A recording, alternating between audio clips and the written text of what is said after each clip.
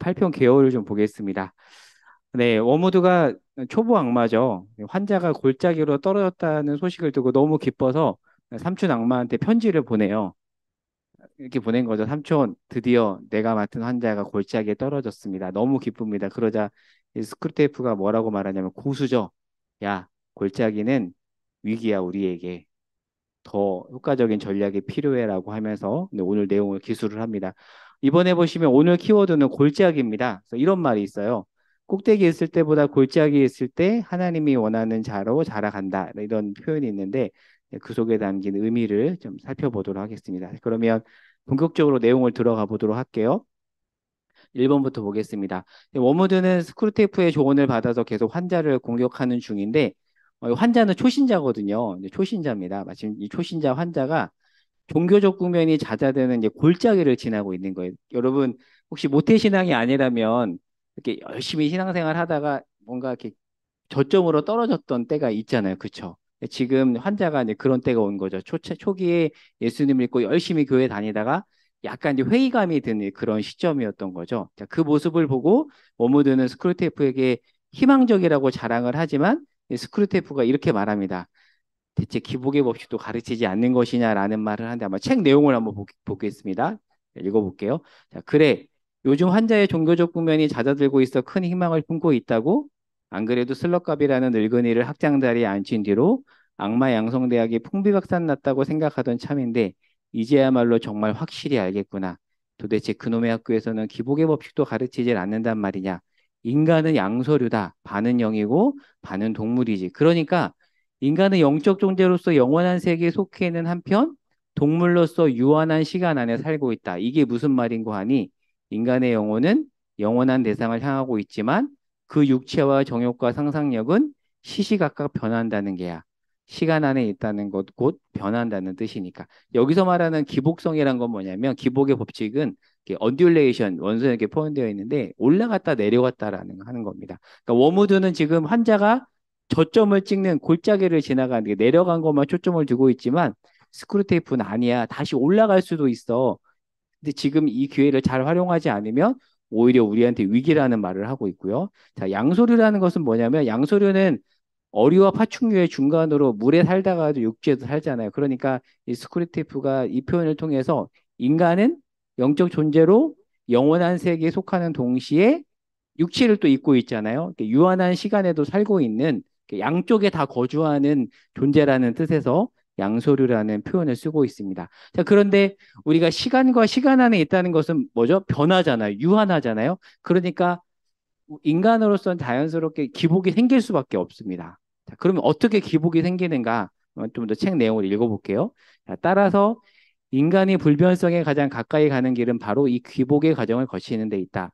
골짜기로 떨어졌다, 꼭대기로 올라갔다 하며 끊임없이 후퇴했다, 복귀했다 해야 한단 말이지. 내가 환자를 자세히 관찰했다면 그의 삶을 이루고 있는 모든 부분에 이런 기복이 있다는 걸 알아챘을 게다. 일에 가는 흥미도, 친구들을 향한 애정도, 몸의 욕구도 죄다 오르락 내리락 하지 않든. 그렇지 않나요? 살다 보면 좋을 때가 있고 떨어질 때가 있잖아요. 이제 그 얘기를 하는 겁니다. 이 땅에 살고 있는 한 인간은 육체적으로 풍성하고 활기차며 쉽게 감동하는 시기와 무감각하고 결핍된 시기를 번갈아 겪어야 한다. 그러니까 지금 내 환자가 겪고 있는 메마르고 무덤덤한 느낌은 내 분별머리 없는 착각처럼 내 솜씨 때문이 아니라 그래 이게 무슨 의미일까요? 지금 어무드가 뭐라고 말하냐면 삼촌한테 거 보세요. 제가 잘해서 지금 환자가 골짜기에 있어요. 저 잘했죠? 라고 얘기를 한 거죠. 근데 스크루테이프는 아니야. 네가 잘해서 그런 게 아니라 인간은 그 시기를 겪을 수밖에 없고 좀 더 보면 그때그때 잘 활용하지 않으면 아무짝에도 쓸모없는 자연스러운 현상이래요. 어떤 때가요? 골짜기를 지나고 있는 때가 그런 때라고 하고 있습니다. 자, 다음 페이지를 보겠습니다. 자, 골짜기는 자연스러운 현상이라는 거죠. 여러분의 한번 일에 있어서 열정이 생겼을 때와 떨어졌을 때 한번 둘 다 생각해 보세요. 기복이 생기죠. 근데 왜 생길까요? 스크루테이프의 편지 책의 내용에 따르면 인간으로서는 자연스러운 일이라는 거죠. 일에 대한 열정뿐만 아니라 친구 관계, 심지어는 부부 관계에도 사실 기복이 있잖아요. 근데 워무드는 환자가 메마르고 무덤덤한 느낌을 갖는 게 자기가 잘해서라 착각하지만 스크루테이프는 아니라고 얘기하고 있는 거죠. 자, 지금 저점을 찍고 있는가? 혹시 지금 어떤 그런 시기를 겪고 계신 분이 여기 계실지 모르겠어요. 근데 이 책 내용에 따르면 자연스러운 현상이라는 거죠. 그런데 우리가 더 한 단계 높이 봐야 될 건 뭐냐면 이 책 내용에 따르면 여기서 말하는 원수는 하나님이죠. 하나님은 오히려 골짜기를 통해서 우리를 빚어가신다라는 거. 그렇게 본다면 워무드와 스크루테이프의 입장에서 골짜기는 기회가 아니라 위기라는 거죠. 그래서 자, 이번에 보시면 하나님은 예수님은 골짜기를 활용하십니다. 자, 그래서 첫 번째 단락을 일단 보겠습니다. 자, 이 현상을 최고로 잘 활용하려면 먼저 원수가 이걸 어떻게 이용할까를 생각한 다음 그 반대를 택하면 된다. 원수가 인간 영혼 하나를 제 것으로 확보하기 위해 꼭대기보다 골짜기에 더 의존한다는 걸 알면 아마 좀 놀랄 게다. 이게 참 명문장입니다. 이거는 여기저기 책에서도 많이 인용하는 명문장인데 밑줄을 그어놨어요.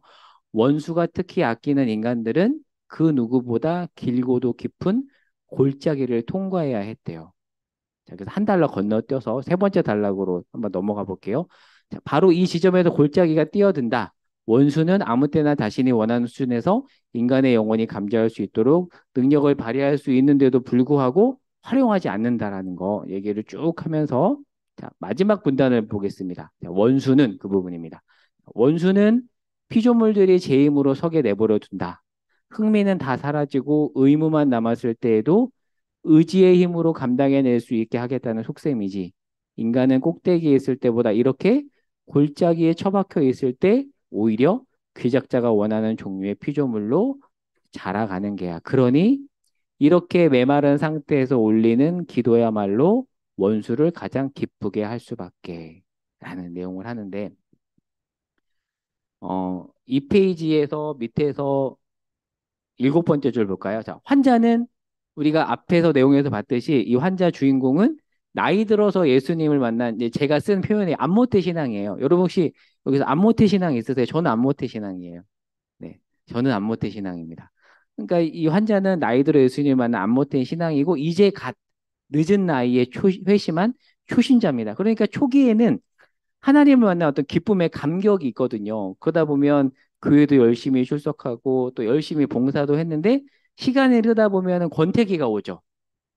오리온 주사님 그런 권태기가 있으셨나요? 있잖아요. 권태기가 옵니다. 그런데 그 권태기에 있는데 때마침 골짜기에 처한 거예요. 그러다 보니까 이제 종교적인 국면이 잦아들기 시작한 거죠. 보통 우리 여기 우리 자매님들이 결혼하고 출산할 때 이 시기가 찾아오잖아요. 그렇죠? 아이들 키우면서. 근데 그러다 보면 이제 저점이 더 깊이 찍히면 어떤 생각까지 하냐면 하나님 정말 나 사랑하는 거 맞는가? 나 사랑한다면 왜 이런 고통을 허락하지? 라는 질문을 하면서 신앙에 대한 흥미가 사라져 버리면서 봉사도 그만두고 교회 출석에 대해서도 별 의미를 부여하지 못하는 그런 시기가 옵니다. 그러니까 책 표현에 따르면 이제는 흥미는 없이 의무만 남은 상황이죠. 근데 마침 제가 더 읽어볼게요. 마침 우리가 열심히 교회를 다니다가 고난이 오면 가고 싶은 마음은 없지만 그런 중에도 가는 경우가 있죠. 왜 가죠? 저도 그런 경험이 있는데 안 가면 찝찝하니까. 그 의무감으로 출석을 하게 되잖아요. 근데 지금 이 환자가 처한 상황이 이렇다라는 거죠. 자, 그런데 3페이지예요. 자, 그런데 하나님은 그러한 골짜기에서 메마른 상태에서 하는 기도를 받기까지 기다리신다라는 거예요. 그러니까 억지로 그 사람이 억지로 그렇게 하도록 뭔가 강압하지 않고 기다리시면서 그 환자가 골짜기에서 의지를 끌어올려 자발적으로 기도하기를 원하신다라는 거죠. 그리고 그 기도를 가장 기뻐하신다. 그래서 이런 표현이 있습니다.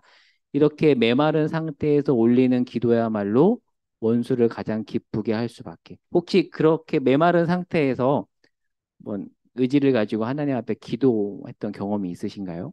그 얘기를 지금 하고 있는 거죠. 자, 2번을 좀 더 보겠습니다. 하나님의 인간 만들어가는 방법, 골짜기. 골짜기의 상황은 영혼의 어두운 밤이죠. 너무 힘들어서 기도조차 나오지 않고 성경도 보기 싫고 하나님을 향해 삿대질까지 하면서 원망하는 혹시 그랬던 경험이 있으신가요? 저도 그런 경험이 있거든요. 그런데 그 시기를 지나 눈물을 훔치며 결국은 하나님밖에 없음을 하나님만이 소망임을 고백한 적이 있으신가요? 다 싫어. 하나님 이것도 싫고요. 저것도 싫어요. 원망을 하고 때로는 자기 연민에 빠지다가 그러나 하나님, 그런데 하나님만이 저의 유일한 소망입니다라고 그렇게 고백했던 경험들이 아마 있으실 것 같은데 지금 그 얘기를 하고 있는 겁니다. 자, 네모박스 내용을 좀 보겠습니다. 자, 워무드 속지 말거라. 인간이 원수의 뜻을 따르고 싶은 갈망을 잃었더라도 그렇게 하겠다는 의도를 여전히 가지고 있다면 세상을 아무리 둘러보아도 원수의 흔적조차 찾을 수 없는 것 같고 왜 그가 자기를 버렸는지 계속 의문이 생기는데도 여전히 순종한다면 그때보다 더 우리의 대의가 위협받을 때는 없다. 얘기합니다. 보겠습니다. 신앙의 감격과 기쁨은 사라진 채 그저 의무만 남은 절망적 상황에서 나의 뜻대로 마시고 주의 뜻대로 되기를 원한다는 기도를 드리며 마음을 다해 주님을 신뢰하고 바라볼 때 주님은 기뻐하신다라는 거죠. 제가 정말 좋아하는 찬양 가사 2절을 적어놨는데요. 이 찬양 아시죠? 예수 이름 높이세. 2절. 나의 계획이 실패하고 나의 소망이 끊어질 때 삶의 주관자 되신 그분 앞에 나의 무릎을 꿇어 경배하네. 근데 이게 그냥 평소에 부를 때는 별 느낌이 없을 수가 있는데 정말 그럴 때가 있잖아요. 내 계획이 다 실패하고 어떻게 해야 될지 아무것도 모를 때 이 찬양을 부르다 보면 이렇게 눈물이 나기도 하거든요. 근데 지금 어떻게 보면 스크루테이프가 가장 싫어하는 원수의 모습이 골짜기 상황에서 이 고백을 드리는 거라는 거죠. 제가 뭐 저의 얘기를 이렇게 적어놨는데 제가 20대 때 그랬던 것 같아요. 모든 소망이 끊어지고 그때는 진짜 그랬거든요. 뭐 몇 번에 나눠서 아시겠지만 갑작스러운 또 아버지의 죽으심과 어떻게 앞에 삶에 대한 막막함 속에서 제 늘 저를 따라다녔던 거는 원망과 회피 그리고 자기 연민. 저처럼 이렇게 내향적인 사람은 자기 연민에 빠지거든요. 이렇게 외향적인 사람들은 막 돌아다니기도 하는데 물론 외향적인 사람도 그렇긴 하지만 굉장히 이렇게 내향적인 사람들은 자꾸 자기 비하, 자기 연민으로 가요. 그리고 동굴에 들어가고 사람들이 연락 오면 연락도 받지 않고. 근데 그런 속에서도 끊임없이 했던 고백은 물론 때로는 원망을 하지만 그래도 했던 고백은 하나님 정말 제가 하나님의 신실하심을 믿습니다. 어, 라는 이제 고백을 하나님 앞에 드리면서 제가 다운편에 이렇게 적어놨죠. 하나님은 여전히 일하시니 나는 예배한다. 제가 놓치지 않았던 고백이었던 것 같아요. 하나님은 여전히 일하신다. 그러면 내가 할 것은 무엇인가? 하나님 저는 예배합니다. 라는 고백이었는데 오늘 내용과 좀 관련이 있죠. 자, 그래서 오늘 이 내용을 특별히 C.S. 루이스의 생애를 통해서 한번 좀 생각을 해보려고 해요. 3-1번을 보겠습니다. 자, C.S. 루이스는 우리가 아는 정말 유명한 학자잖아요. 그래서 이 루이스는 옥스퍼드, 그 유명한 옥스퍼드를 옥스퍼드 영문과를 수석으로 졸업을 했대요. 대단하죠. 그래서 27살에 이 옥스퍼드의 모들링 칼리지 교수로 선출이 돼서 1925년부터 54년까지 모교에서 가르쳐요. 근데 루이스가 언제 회심하냐면 29년에 회심합니다. 그러니까 옥스퍼드 교수로 있는 중간에 그 잉클링즈라는 모임을 통해서 회심을 한 거죠. 근데 많은 사람이 모르는 사실이 하나가 있는데 자, 이제 다른 면을 먼저 볼게요. 먼저 그렇게 교수 재임 시절에 이 C.S. 루이스는 1947년 9월 8일 타임지의 표지 모델로 실린. 그래서 뭐라고 타임지에 실렸냐면 의심할 바 없는 20세기 최고의 기독교 사상가라고 이렇게 타임지 표지에 실렸대요. 그리고 1948년에는 영국 왕립 문학협회 회원으로 선출되기도 했는데 많은 사람들이 모르는 비밀이 있습니다. 그런데 그가 옥스퍼드 대학에서 정교수가 아니었대요. 정교수가 아니었습니다. 그러니까 요즘에는 교수들도 보면, 근데 저도 관계된 사람이 있다 보니까 요즘에 학교들이 어려우니까 뭐가 많냐면 뭐 비전임 계약직. 요즘 학교들이 어려우니까 이런 것들이 많아요. 그 교수인데 계약직이고 전임 정년이 보장되지 않는 이런 직책들이 정말 많이 있거든요. 그런데 이 C.S. 루이스가 정교수가 아니었대요. 근데 더 루이스를 힘들게 했던 건 뭐냐면 C.S. 루이스의 회심에 영향을 줬던 사람이 유명한 사람이죠. 반지의 제왕을 쓴 J.R.R. 톨킨. 톨킨과의 그 잉클링즈 모임에서 루이스가 회심을 했는데 자기에게 지대한 영향을 줬던 절친은 옥스퍼드 정교수였어요. 한번 생각을 해보세요. 친한 친구는 정교수인데 나는 정교수가 아닌 소위 말하는 계약직 비정규직이에요. 한번 3페이지 밑에서 두 번째 줄 좀 볼게요. 회심 이후 25년 가까이 회심에 도움을 준 친구는 정교수인데 사실 실력이 모자란 것도 아니었습니다. 옥스퍼드 수석이었어요. 차석도 아니고 수석이에요. 실력이 모자란 것도 아님에도 자신은 정교수가 되지 못한 것이 그의 마음을 실제로 짓눌렀다라는 내용들이 있습니다. 굉장히 힘들었대요. 그래서 자, 4페이지 볼게요. 루이스의 책으로 영문학 수업을 하시는 숭실대 영문과 이인성 교수님이 있으세요. 이분이 되게 독특하신 기독교인인데요. 일반 과에서 영문학을 가르치시는 교수님인데 일반 영문과 수업에서 루이스의 난해연대기 원서를 가지고 아이들하고 학생들하고 읽으면서 가르치시는 분이세요. 저는 이분 수업을 어디 강의를 한번 들어본 적이 있거든요. 근데 이분이 C.S. 루이스 전문가입니다. 그런 말을 해요. 자, 읽어볼게요. 루이스는 대학 정치의 대표적인 희생자였다.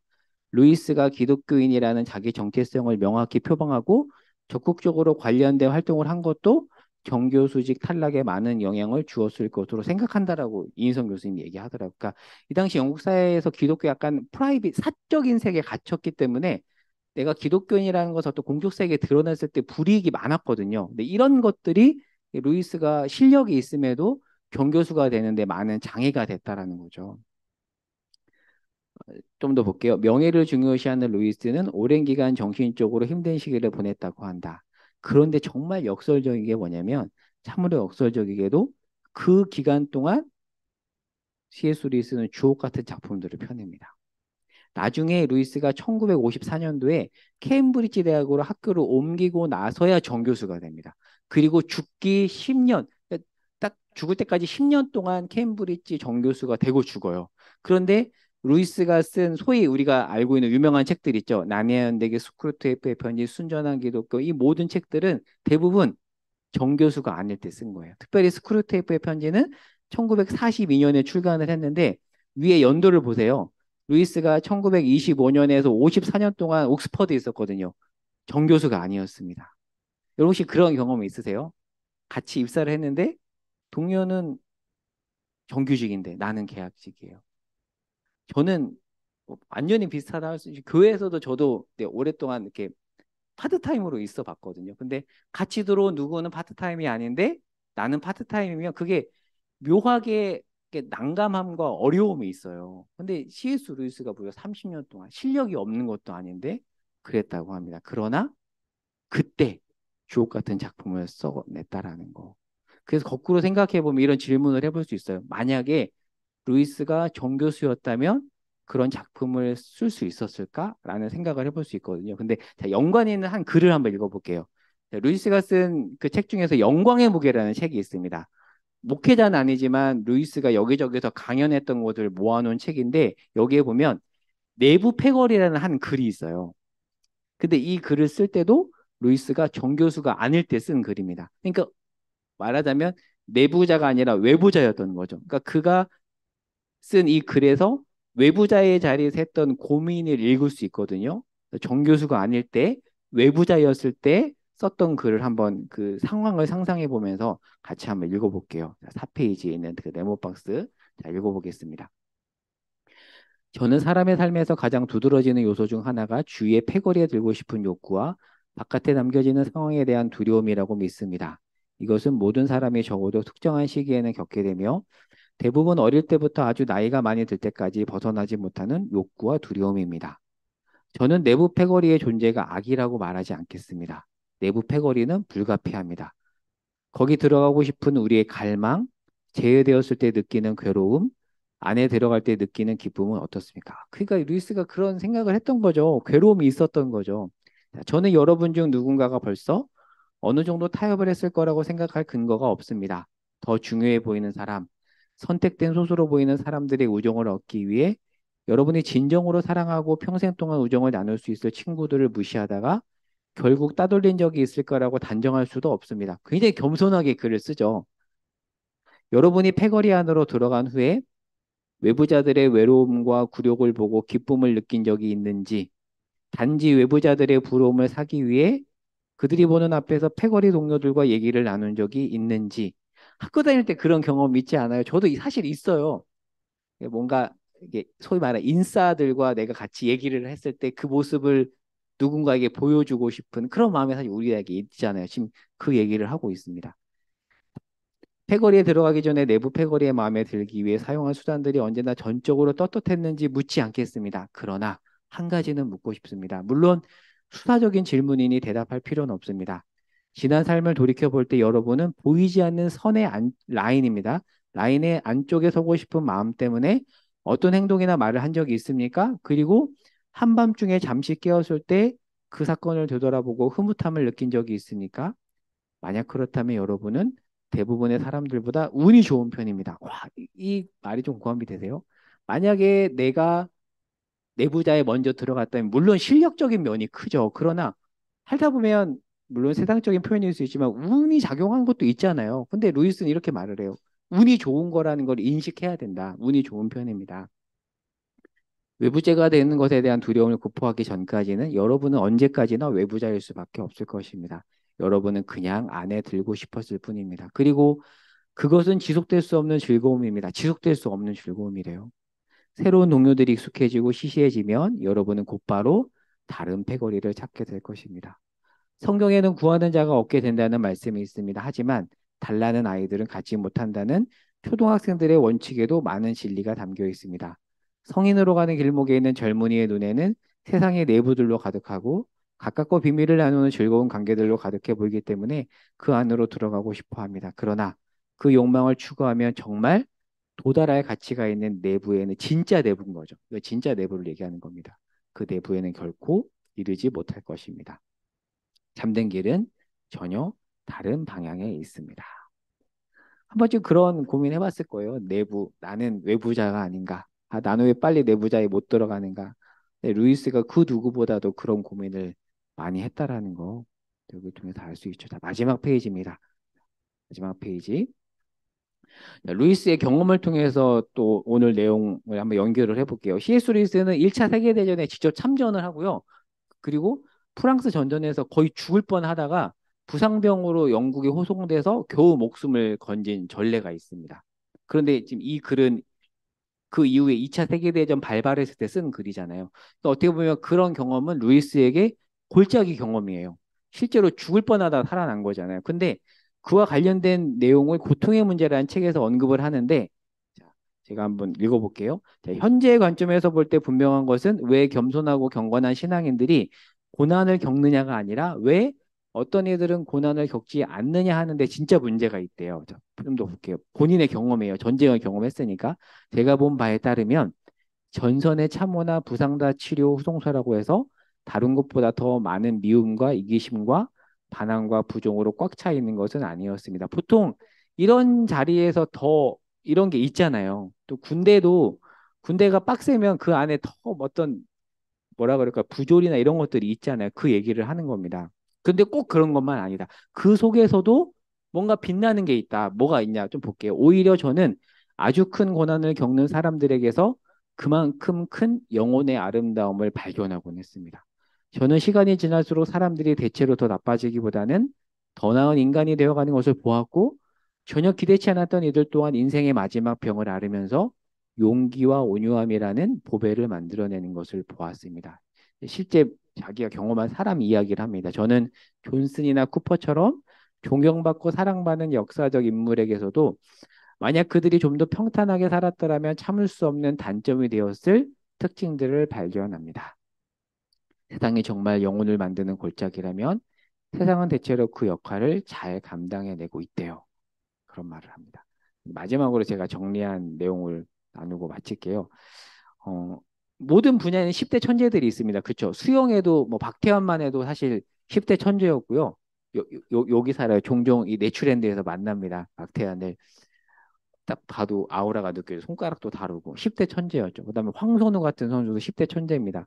피겨, 김연아, 뭐 바둑 이런 분야에는 10대 천재들이 나오는데 근데 10대 천재가 유일하게 나올 수 없는 분야가 문학이에요. 그렇죠? 물론 글을 잘 쓴다고 평가할 수 있지만 사실 이 글이라는 것은 단순히 머리가 좋고 그런 것만으로 쓸 수 없잖아요. 왜요? 삶으로 빚어내야 되잖아요. 글은 삶으로 빚어내지 않고는 완성될 수 없기 때문입니다. 이런 면에서 왜 사람들이 C.S. 루이스의 글을 환호하는가 저는 여기에 있다고 생각해요. 골짜기를 통해서 삶으로 빚어낸 글이기 때문이라는 거죠. 그의 글에서 큰 영혼의 아름다움이 느껴진다면 골짜기 때문일 거라고 생각합니다. 좀 더 평탄하게 살았더라면 만들어낼 수 없는 깊은 울림이 있죠. 만약에 루이스가 탄탄대로의 길만 걸었다면 이런 작품을 쓸 수 있었을까? 쉽지 않았을 것 같아요. 솔직히 사실 우리 마음이죠.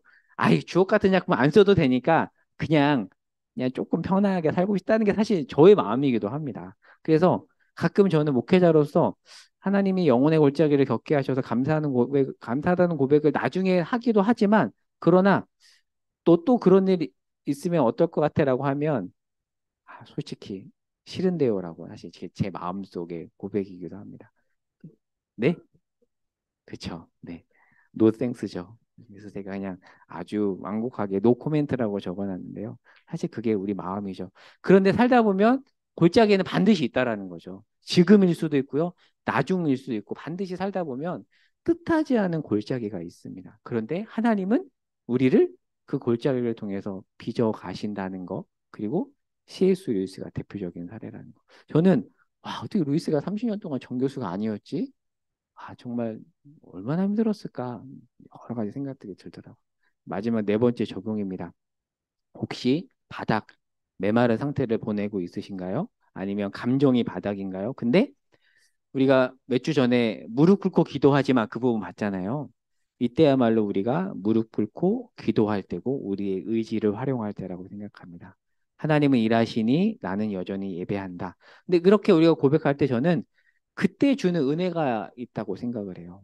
그래서 한 주간 좀 그 은혜를 경험하는 시간을 보냈으면 좋겠습니다. 뭐 다 알 수 없잖아요. 물론 소그룹 시간에 우리가 나누기도 하지만 알 수 없는 누구에게 다 나눌 수 없는 각자의 어려움들이 있습니다. 그러나 그럼에도 불구하고 하나님이 여전히 일하심을 믿고 하나님 저는 하나님을 예배합니다. 하나님을 바라봅니다라고 그렇게 또 고백하면서 또 그럴 때 주시는 하나님의 은혜를 한 주간 잘 경험했으면 좋겠습니다. 나눈 질문 두 가지에 오늘 내용을 통해 깨닫게 된 점을 한번 나누어 보시고 두 번째는 루이스가 옥스퍼드에서 외부자로 살면서 골짜기를 지나고 있었잖아요. 그때 만약에 루이스가 골짜기 없이 내부자로 섰다면 어땠을까? 이런 질문에 대해서 생각해 보면 좋을 것 같고요. 그리고 루이스처럼 골짜기를 통해 더 깊어진 경험이 있었다면 하나님께서 내 삶을 그렇게 인도하신다는 생각을 했던 적이 있다면 본인의 경험담, 골짜기 경험담 그 속에서 하나님을 더 깊이 만났던 경험담을 또 나누어 주시면 좋을 것 같습니다.